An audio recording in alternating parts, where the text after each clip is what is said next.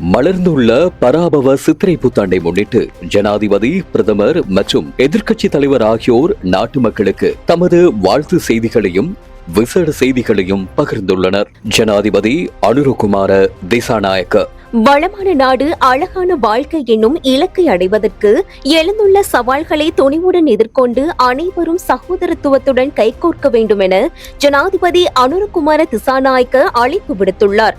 எமது நாட்டின் எதிர்கால அபிவிருத்தி பாதை பெருமதிமிக்க கலாசார மற்றும் வரலாற்று மரபுரிமைகளை அடிப்படையாக கொண்டே அமைய வேண்டும் என அவர் சுட்டிக்காட்டியுள்ளார்.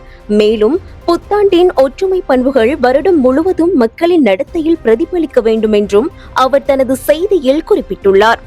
பிரதமர் ஹரிணி அமரசூரிய புத்தாண்டு என்பது வெறும் பண்டிகை மட்டுமல்ல, அது சமூகங்களுக்கிடையிலான சக வாழ்வு மற்றும் பரஸ்பர உறவுகளின் மறுமலர்ச்சி என பிரதமர் ஹரிணி அமரசூரிய தெரிவித்துள்ளார். பொருளாதார சவால்களை ஒரு தேசமாக எதிர்கொண்ட விதம் உலகிற்கு முன்மாதிரி என குறிப்பிட்ட அவர், புதிய அரசியல் மற்றும் சமூக மாற்றத்தின் பங்காளிகளாக இணைந்து உழைக்க ஒன்றிணையுமாறு கேட்டுக்கொண்டார்.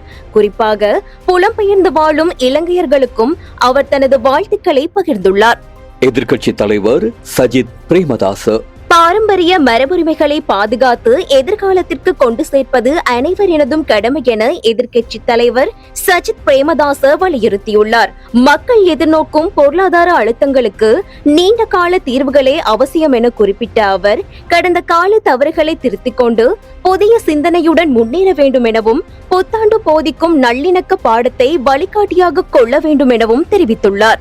பழையன கழிந்து புதிய எதிர்பார்ப்புகளுடன் மலர்ந்துள்ள இப்புத்தாண்டு அனைத்து மக்களுக்கும் அமைதி மற்றும் சுபீட்சம் நிறைந்த ஆண்டாக அமைய வாழ்த்துக்கள். உறுதிப்படுத்தப்பட்ட உண்மை செய்திகளை உடனுக்குடன் தெரிந்து கொள்ள ஆயுள் மீடியாவை ஃபாலோ செய்யுங்கள்.